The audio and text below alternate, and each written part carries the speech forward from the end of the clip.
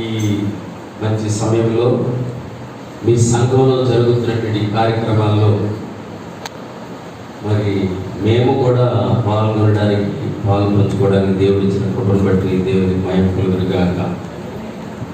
చెప్పండి. పెళ్లి కుమార్తె ఈ కార్యక్రమాన్ని మమ్మల్ని కూడా ప్రేమతో ఆహ్వానించినటువంటి మీ పాస్టర్ గారికి, అలాగే పెళ్లి కుమార్తె యొక్క కుటుంబానికి, ఈ సంఘమంతటికి హృదయపూర్వక వందనాలు. హల్లెలూయా. అందరూ హ్యాపీ అమ్మా? హల్లెలూయా. ఎందుకంటే పెళ్ళి అంటేనే సంతోషం కదా, దేవుడి స్తోత్రం. మరి ఈ కరోనా టైంలో పెళ్ళి దేవుడి స్తోత్రం. యేసయ్యే దాన్ని ఆ కరోనా దేవుడే తరిమి కొట్టివేయగా దేవుడికి స్తోత్రం. ఆమేన్. హల్లెలూయా. బైబిల్లో మాట్లాడే ఫిలిప్పీయులకు రాసిన పత్రికలో ఏముందంటే, వివాహము అన్ని విషయములలో ఘనమైనది. దేవుని స్తోత్రం. The marriage is honorable in all అంటాడు. 13వ అధ్యాయం 4వ వచనంలో చూసినట్లయితే వాక్యాన్ని చదువుకుందాం. వివాహం అన్ని విషయములలో ఘనమైనది గాను,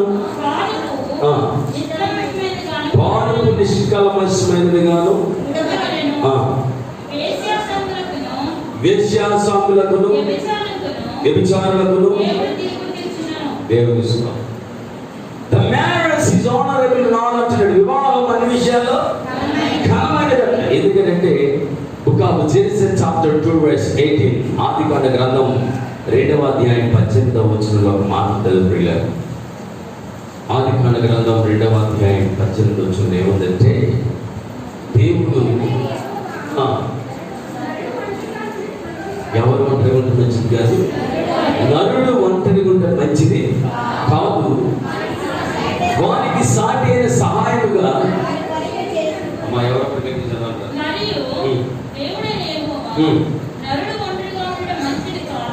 నరుడు ఒంటరిగా ఉండుట మంచిది కాదు అని దేవుడు చెప్తున్నాడు. దేవుడు చెప్పాడు. Praise the lord. నెక్స్ట్, వానికి సాటి అయిన సహాయమును వాని కొరకు చేయుదునకు. దేవుని స్తోత్రం. నరుడు ఒంటరిగా ఉండుట మంచిది కాదట. ఒంటరిగా ఉండుట మంచిది కాదట. దేవుని స్తోత్రం. చెప్తాం. అయితే సహాయం అనేటువంటిది అవసరం. సహాయం కావాలి. దేవుడిని యెహోవా ఆ ఏదైనా తోటలన్నీ కూడా తయారు చేసిన తర్వాత, అంటే అన్ని సృష్టించిన తర్వాత, తయారు చేయడం కదా, అన్ని సృష్టించిన తర్వాత, సమస్తాన్ని దేవుడు కలుగు చేసిన తర్వాత, ఆ పశువులు లేక జంతువులు అన్నిటిలో కూడా ప్రతిదానికి జతలకు అన్నీ కూడా ఉన్నాయి. మేల్ అండ్ ఫీమేల్, ఆడ మగ, మేల్ అండ్ ఫీమేల్ అన్నీ ఉన్నాయి. కానీ వేరే ఎప్పుడైతే ఈ నరుడు దగ్గరికి వచ్చేటప్పటికి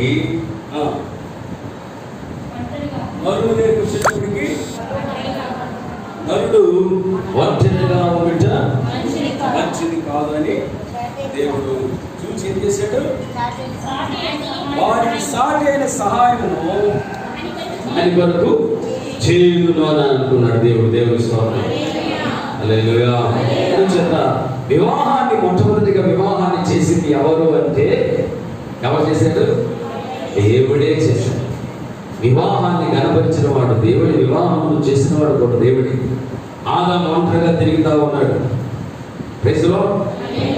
ఆదాముకు ఒక రోజున జ్వరం వచ్చిందంట. ఏమొచ్చింది? కరోనా కాదు, జ్వరం వచ్చింది. ఒక ఉదాహరణ అనుకోండి. కనీసం ఆదాము గారికి వేడి తెచ్చే ఎందుకంటే భార్య లేదు కనుక. పులి వచ్చిందట, పులి వచ్చి చూసిందట ఆదాము గారిని. మాకు ఏం చేయలేక వెళ్ళిపోయింది. ఆ తర్వాత ఏమో ఏ సింహం వచ్చింది. ఆదాము ఏమన్నామని పలకరించి ఏమైనా ఇవ్వడానికి అవకాశాలు. ఈ విధంగా అన్ని కూడా అన్ని పరిస్థితుల్లో దేవుడు ఆలోచించినప్పుడు, అన్నింటిలో జతలుగా సృష్టించాను. కానీ ఈ నరుడు దగ్గరికి వచ్చేటప్పటికి ఒంటరిగా ఉన్నాడు. ఈ నరుడు అన్నవాడు ఒంటరిగా మంచిది కాదు. మనకు సాటి సహాయంగా దేవుడు చేశాడు. దేవుని స్తోత్రం చెప్పాడు. హల్లెలూయా. అయితే మొట్టమొదటి ఎవరు దేవుడు సృష్టించాడు? పురుషుడినా స్త్రీనా? పురుషుడినా స్త్రీనా అన్నాడు? పురుషుడు. స్త్రీకి శిరస్సు ఎవరు? స్త్రీకి స్త్రీ. మరి పురుషుడికి స్త్రీ. Praise lord. హల్లెలూయా. సంఘానికి శిరస్సు ఎవరు? దేవుడికి స్తోత్రం. ఇప్పుడు ఒకదానికి ఒకటి కనెక్షన్ ఉండాలి. శిరస్సు చెప్పింది ఎవరు వినాలి? బాడీ కదా. ఆమె మెడికల్ ఫీల్డ్లో ఉన్నారంటే చెప్పగలిగింది. దేవుడి స్తోత్రం. హల్లెలూయా. మిగిలిన లేదు ఆలోచిస్తున్నాను. సో ఈ తలపై చెప్పింది, అంటే మీ హెడ్ చెప్పింది, మీ శిరస్సు చెప్పింది ఏం చేయాలి? మీ శరీరం ఎక్కడ దోపడుతుందండి? దోపడుతుందని ఎవరు చెప్తున్నారు?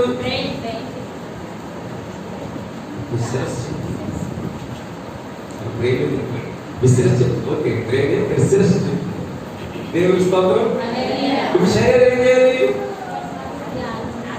దోమ బాగా మంచిగా రక్తం తాగు. Praise the lord. ఆ డ్యూటీ ఎవరిది? వచ్చేవలసిన డ్యూటీ ఎవరిది? ఇది ఆల్రెడీ చెప్పేసింది. చేయవలసిన డ్యూటీ ఎవరిది? శరీరం. Where is your mind? Praise the lord. మీ శరీరం పని చేయాలి. హెడ్ ఆల్రెడీ చేయవలసింది. హెడ్ చేసింది ఏంటి? హెడ్ పని ఏంటి? రైట్. అందుకనే మరియమ్మ అంటది ఆ పెళ్లిలో, ఎంతకి వచ్చేయాలంటే అంటే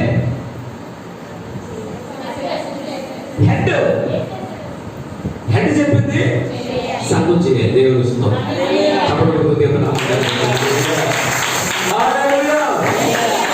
మీరు సరిగ్గా మంచిగా పొరపెట్టదు కానీ కొన్ని మాటలు అర్థం కావు. దేవుడు స్తోత్రం. హెడ్ పని ఏంటి?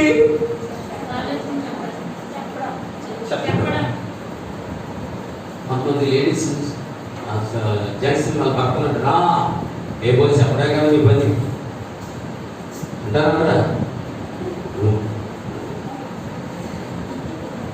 చెప్పడం ఏంటి? చెప్పడే కదా. అవును, హెడ్ పని ఏంటి? చెప్పడమే. చేయవలసింది ఎవరు? సరే, దేవుడి స్తోత్రం. హెడ్ చెప్పింది కూడా ఏం తీసేరంటే శరీరం అయితే దేవుడి స్తోత్రం చెప్పండి కండి. అంతేకాని ఎవరు ఎక్కడ ఉండాలో అక్కడే ఉండాలి. ఆమె చెప్పండి గట్టిగా. హెడ్ ఉండవలసిన ప్లేస్ లో హెడ్డే ఉండాలి. ఏమిటి? కాలు కింద ఉన్నాయా? పైన ఉన్నాయా?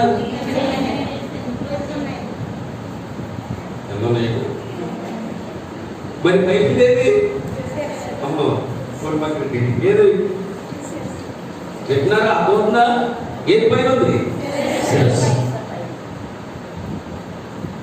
అలాగే మన కుటుంబానికి సంఘానికి శిరస్సుగా యేసు ప్రభు ఉన్నాడు కనుక చివరి సోదరు చెప్దాం, ఆయన చెప్పినట్టుగా మనం చేయాలి.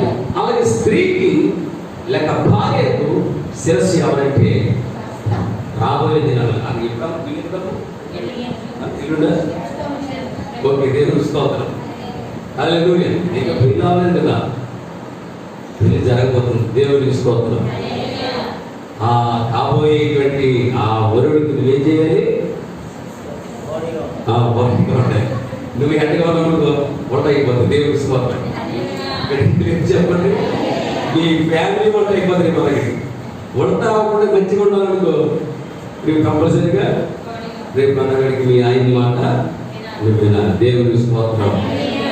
అది వింటే నీకు ఏం జరుగుతుంది? వింటే మేలు, వినకపోతే ఇంకొకటి. దేవుడికి స్తోత్రం. అందుచేత ప్రతి ఒక్క స్త్రీ కూడా బైబిలే ఉందంటే, స్త్రీలారా మీరు మీ స్వంత పురుషులకు లోబడి. వివాహ సందర్భంగా అయినటువంటి మరి పెళ్లి కుమార్తె సందర్భంగా కొన్ని విషయాలు మనం జ్ఞాపకం చేసుకోవాలి. దేవుడికి స్తోత్రం. హల్లెలూయా. ఏది నేను విన్నాం అని అనుకుంటే మాత్రం బైబిల్లో ఒకసారి ఒక దగ్గర ఒక మాట రాశాడు. ఏమని? భార్య దొరికిన వానికి మేలు దొరికిన నిజంగా రేపు అన్నగాడికి నేను కట్టుకున్న ఆ భర్తకి నువ్వు ఏ విధంగా ఉండకూడదు అమ్మ, వింటామా? ఏమై ఉండకూడదు అమ్మ. మీరు చూడండి అమ్మ, ఆ పెరుగుతుంది కదా చూడండి. తర్వాత దేవుని స్తోత్రం. హల్లెలూయా. కాబట్టి మీ హస్బెండ్కి ఏ విధంగా ఉండకూడదు మీరు? అయ్యో బాబు, అతను ఎక్కడ సంఘంలో చేసుకున్నానండి బాబా. అయ్యో బాబు, ఎందుకేం చేసుకున్నాను ఆయన లేకండి బాబు. ఏదో చూడడానికి ఎంతో చక్కగా ముచ్చటగా ఏదో అనుకోని చేసుకున్నాం, కానీ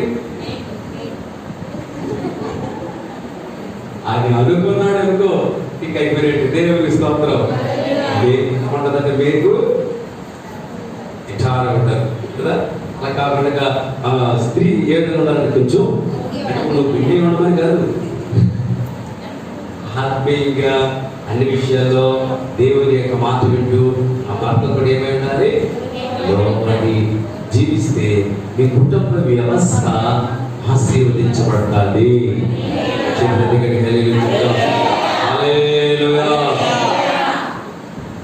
నా చదువులు ఇక ఎన్నడు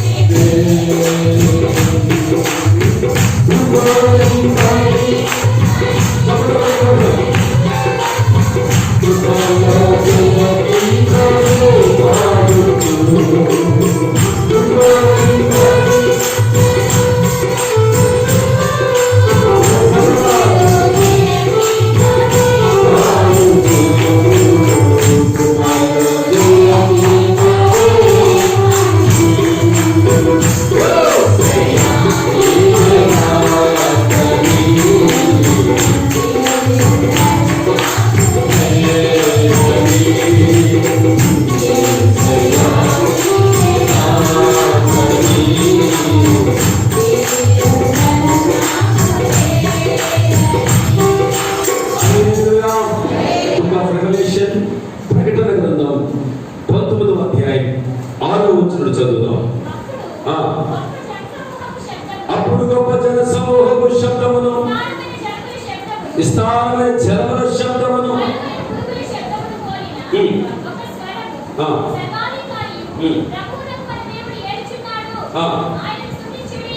ఆయనను స్తుతించుడి.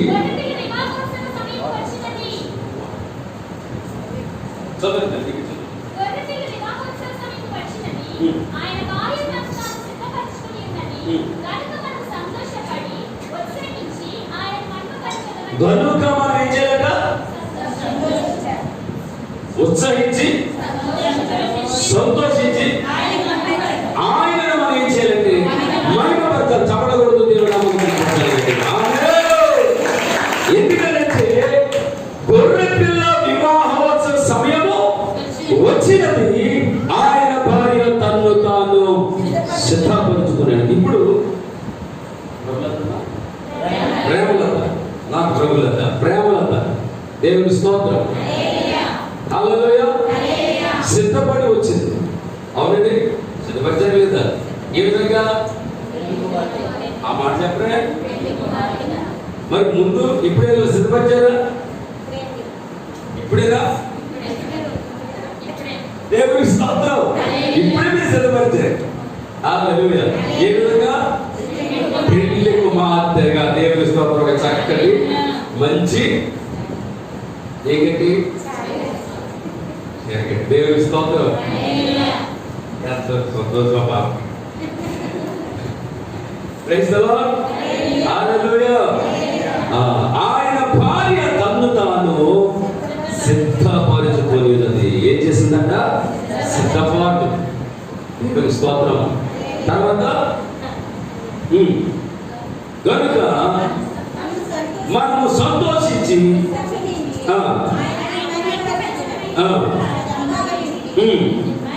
మరియు ఆమె ధరించుకొనుటకు ప్రకాశములను నిర్మలములైన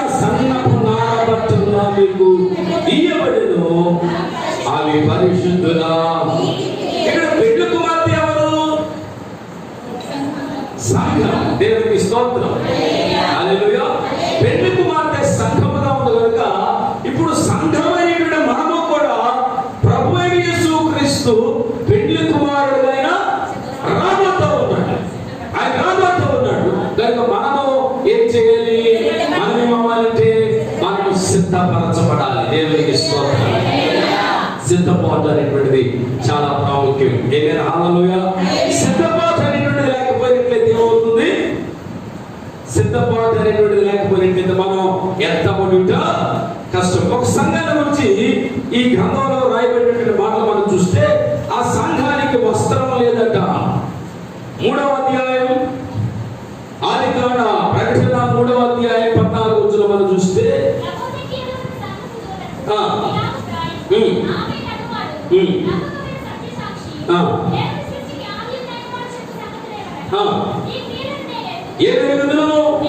నీ క్రియలు సంఘంతో క్రియలు ఉన్నాయి. 19వ అధ్యాయంలో ఆ క్రియలు ఎలాంటివి?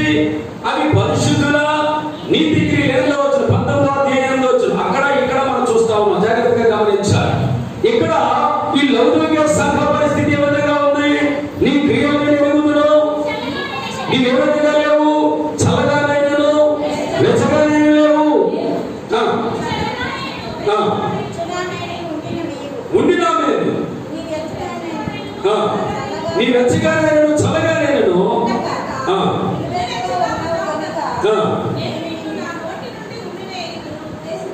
Praise the lord. హల్లెలూయా. నీ వెచ్చగా లేవు, చల్లగా లేవు, నిలువెచ్చగా ఉన్నావు కనుక నేను నా నోటి నుండి చెప్పబోతున్నాను. ఇది కూడా ఒక సంఘమే. ఏ సంఘం అంటే లౌకికంగా ఉన్న సంఘం.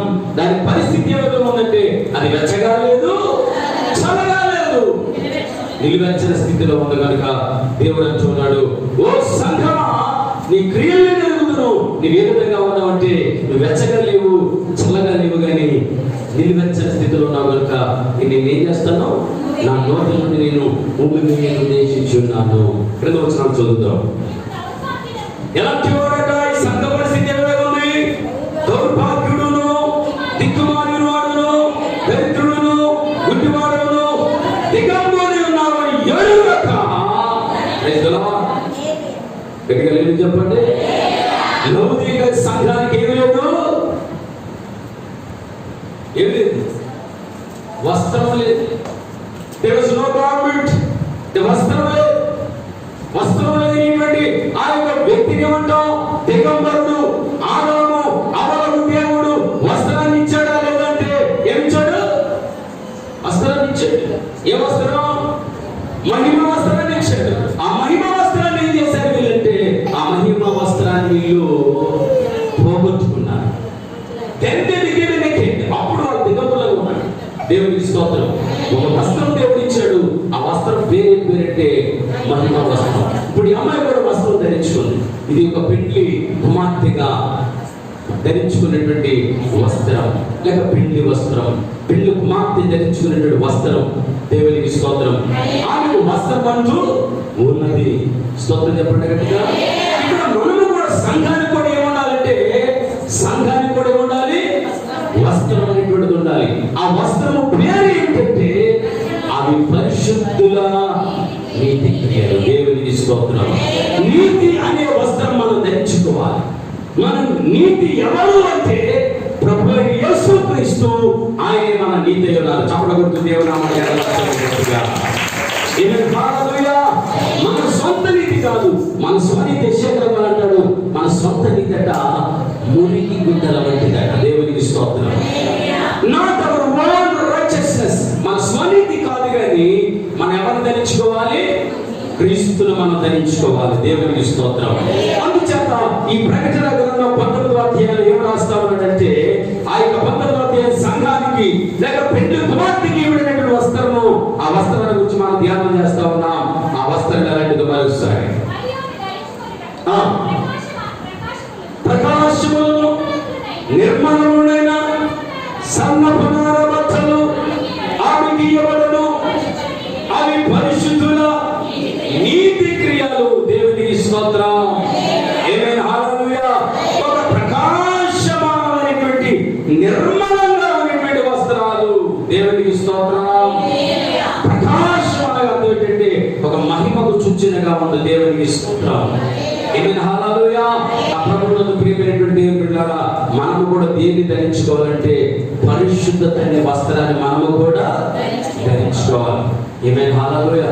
బయటికి కలబట్టలు వేస్తున్నావో, నల్ల బట్టలు వేస్తున్నావో, లేకుంటే ఏ రంగు బట్టలు వేస్తున్నావో అవి కాదు. కానీ ఆత్మీయంగా మనం చూసినట్లయితే ఆత్మీయంగా నువ్వు ఏ వస్త్రాన్ని కలిగి ఉండాలంటే పరిశుద్ధత అనేటువంటి వస్త్రాన్ని, నీతి అనే మరుపును నీవేం చేయాలి? తొడుగుకోవాలి. దేవునికి స్తోత్రం. అవి లేకపోయినట్లయితే ఆ లౌకిక సంఘము అది ఏ విధంగా ఉన్నది? దిగంబరత్వంలో ఉన్నది. ప్రియులారా, దేవునికి స్తోత్రం చెప్తాను. ఒక రోజున మరి పెండ్లి సాలలో ఒక వ్యక్తి వెళ్ళి కూర్చున్నాడట. వాడికి ఏమి లేదు అంటే, వాడికి ఏమి లేదు, పెండ్లి వస్త్రం లేదట. అప్పుడు ఆ పెండ్లి యొక్క ప్రధాని వచ్చి అంటాడు, ఆ యజమానుడు అంటాడు, అయ్యా లేక స్నేహితుడా, ఇక్కడికి నీవు ఏమి లేకుండొచ్చో, పెండ్లి వస్త్రము లేక యాదును ఇక్కడికి వచ్చినావు. దేవునికి స్తోత్రం. హల్లెలూయా. చెప్తాం హల్లెలూయా. పెళ్ళంటే మంచి బట్టలు వేసుకుంటారా? సిగిపోయిన బట్టలు వేసుకుంటారా?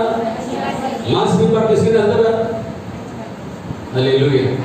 చక్కగా ఎంతో చక్కగా శుభ్రంగా మీకున్న దాంట్లో కలిగిన వాటిలో మనం ఎక్కడికో పిలికి వెళ్తున్నా ఎంతో చక్కగా తయారీలు ఉంటారేమో. దేవుని స్తోత్రం చెప్తాను. దేవుని స్తోత్రం. పట్టు చీరలు పట్టుకుని వెళ్ళారు, లేకపోతే మరి ఏ వస్త్రాలు తీసుకెళ్ళారో నాకు తెలియదు. దేవుని తెలుసు, మీకు తెలుసు. దేవుని స్తోత్రం చెప్పండి. పెళ్ళంటేనే ఎంతో సంబరం. దేవునికి స్తోత్రం. హల్లెలూయా. ఓకే, నా ప్రియమైనటువంటి వాళ్ళారా, పెళ్ళంటే ముఖ్యంగా దేనికి ఎక్కువ ప్రాధాన్యత ఇస్తారు? వస్త్రానికి. అవును కదా, పెళ్లిలో మాట్లాడుకుంటారు. ఎవరి బట్టలు చెప్పేసుకోవడం. దేవుని స్తోత్రం. హల్లెలూయా. నా ప్రియమైనటువంటి దేవుని బిడ్డలారా, దేనికి ప్రాధాన్యత ఉందన్నమాట? వస్త్రానికి. హల్లెలూయా. సో ఇక్కడ ఆత్మీయంగా మనం చూసినట్లయితే నా ప్రియమైనటువంటి దేవుని బిడ్డలారా, పెండ్లి కుమార్తె ఏమి ధరించుకోవాలంటే కంపల్సరిగా ఆభరణాలు ఉన్నా లేకపోతే మనకు ఎలా ఉండవనుకుంటే ఆభరణాలు. దేవుని స్తోత్రం. కానీ ఏముండాలి? వస్త్రం. ఉన్న వస్త్రం అయినా సరే ఆ వస్త్రం చాలా విలువైనది, చాలా ప్రాధాన్యత కలిగినది, ప్రాముఖ్యమైనది. దేవునికి స్తోత్రం. స్తోత్రం చెప్పండి గట్టిగా. సో అలాగే యెషయా గ్రంథంలో కూడా మరి కొన్ని మనం చూసి నేను ముగించాలనుకుంటున్నాను. ప్రియులారా, బుక్ ఆఫ్ ఐజియా, యెషయా గ్రంథంలో 61వ అధ్యాయం 10వ వచనాన్ని చదువుకుందాం. యెషయా గ్రంథం 61వ అధ్యాయం 10వ వాక్యం. శృంగారమైన బాగా ధరించుకున్న పెండ్లి కుమారుని రీతిగాను ఆభరణములతో అలంకరించుకున్న పెండ్లి కుమార్తె రీతిగాను ఆయన రక్షణ వస్త్రములను నాకు ధరింపజేసినాడు. నీతిపై పై బట్టను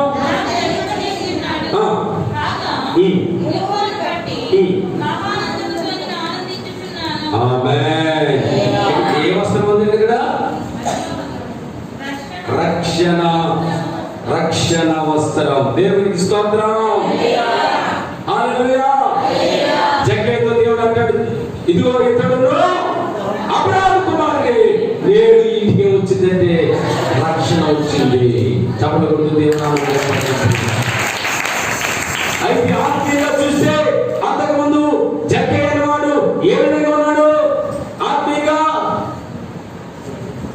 ఆత్మీయంగా దిగంబరుడుగా ఉన్నాడు.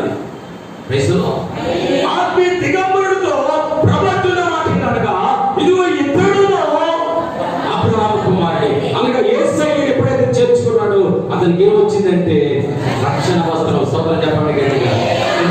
హల్లెలూయా. హల్లెలూయా.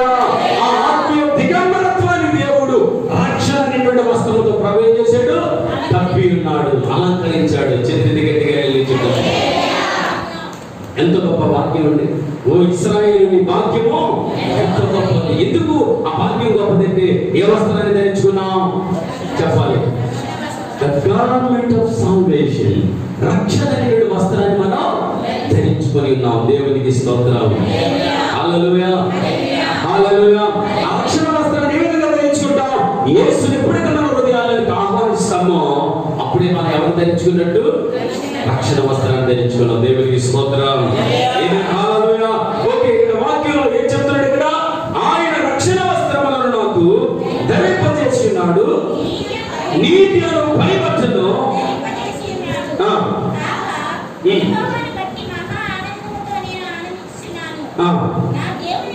నా దేవుని బట్టి నాపై చేస్తా ఉందంటే ఉల్లాసిస్తా ఉంది. చప్పుడు గుర్తుపరిచాలి.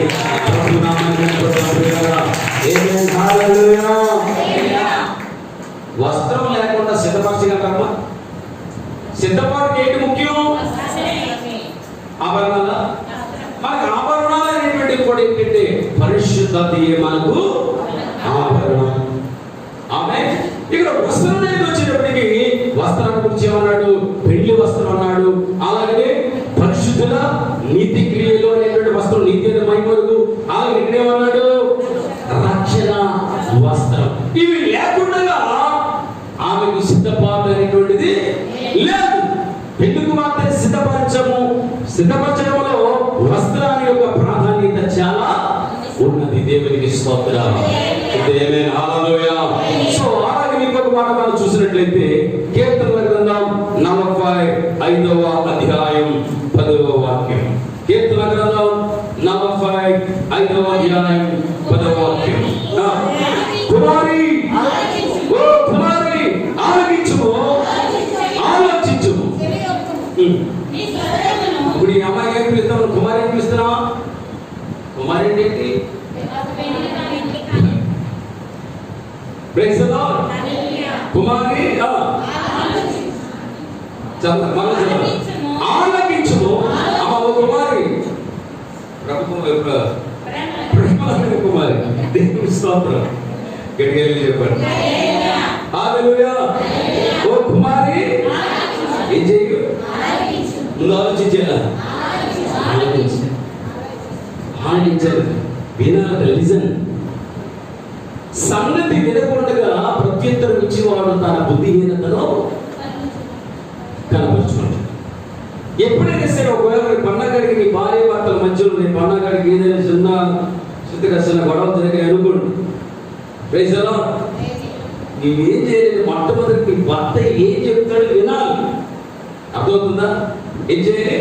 వినాలి. వింటే కొంత అర్థమైపోతుంది. వినకుండా కానీ తొందరపడి సమాధానం ఇచ్చేసాం అనుకో, కొంతమంది వింటారు.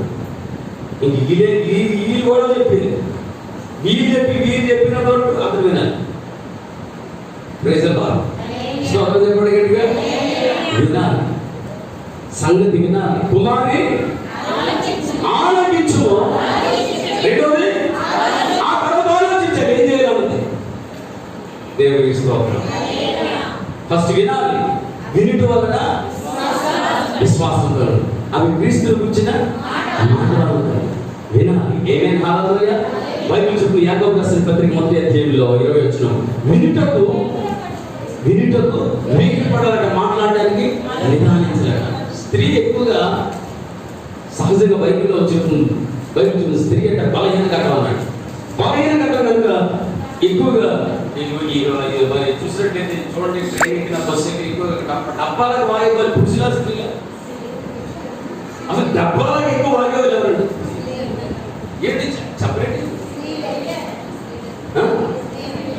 అవునా చెప్పండి. ఉడుగురా ఎక్కలేని దేవుడి ఎంత ఆడ కూర్చున్నారు అనుకోండి. ఇంకంతే దేవుడి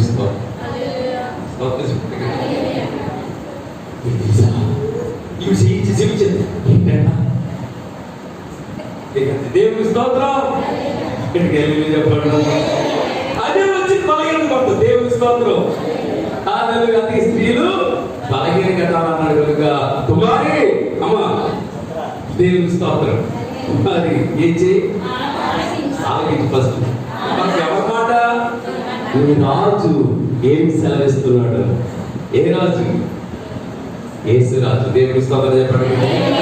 ఆలోచించు. రెండోది ఆలోచించుకో. సరిగ్గా చదవట్లేదు.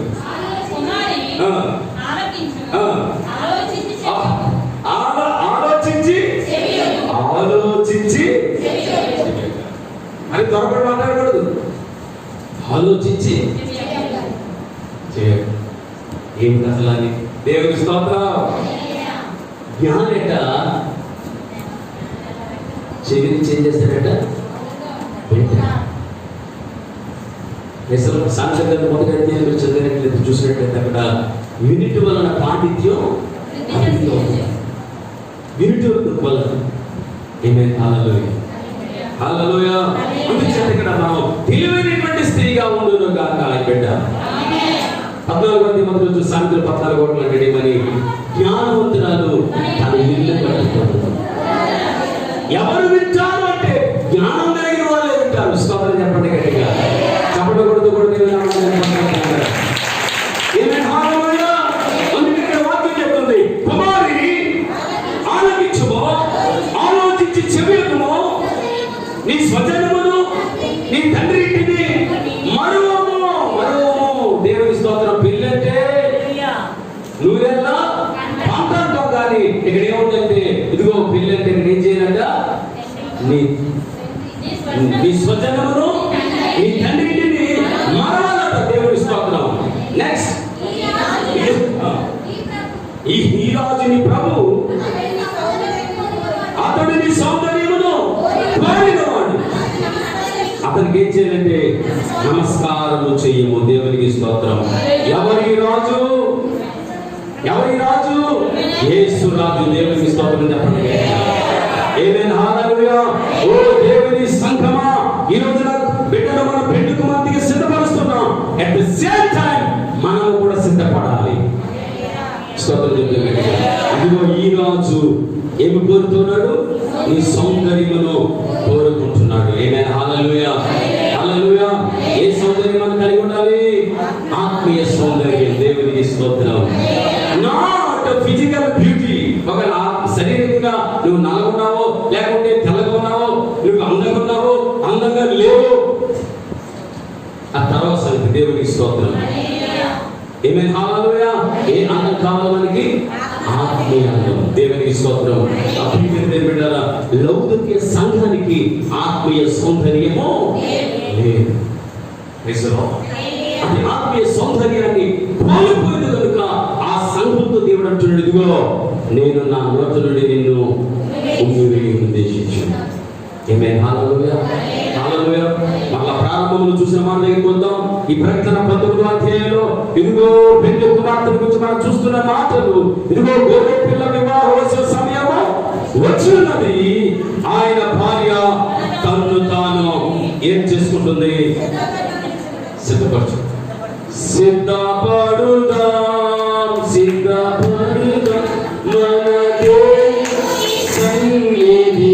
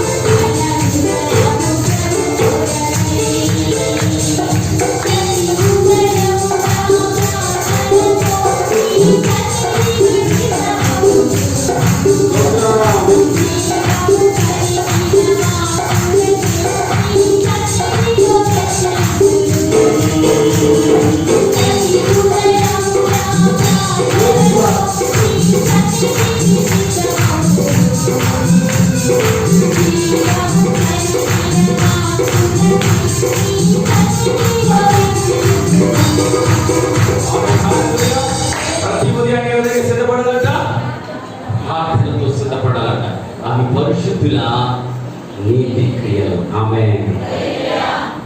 ఓ గొర్రెలే, నీ యొక్క ప్రార్థనలను, నీ ధర్మ కార్యములను దేవుని సన్నిధిలో సిద్ధపరచబడింది. చెల్లించుకో. కుటుంబ ఆరాధన, కుటుంబ ప్రార్థన, దేవునికి స్తోత్రం, అవి పరిశుద్ధుల యొక్క నీతి క్రియలుగా అవి దేవుడు ఏం చేస్తాడంటే, మీ ప్రార్థనలు దేవుడు తన సన్నిధిలో ఏం చేస్తాడట, జ్ఞాపకముగా దేవుడు స్తోత్రం చెప్తుంది. ఏమైనా హల్లెలూయా, హల్లెలూయా. ఆ పరిశుద్ధుల యొక్క నీతి క్రియలు. ఏమైనా హల్లెలూయా. ఇవి మనం కలిగి ఉంటేనే కానీ, ఇవి కలిగి ఉంటేనే కానీ ఆయనను ఎదుర్కోవడం చాలా కష్టం. దేవునికి స్తోత్రం. స్తోత్రం చెప్పండి. ఏమి కలిగి ఉండాలి మనం? ఒకటి వస్త్రాన్ని కలిగి ఉండాలి. పరిశుద్ధులైనటువంటి ఆ నీతి క్రియలు మనం కలిగి ఉంటే, అక్కడ అంటాడు, గొర్రె పిల్ల వివాహ ఉత్సవమునకు పిలువబడిన వారు ఎవరు అంటే వారు ధన్యులు.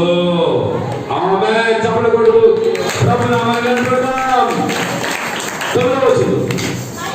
మరియు అతడు నాకు చెప్పాడు, గొర్రె పిల్ల పెళ్లి విందుకు పిలువబడిన వారు ధన్యులు.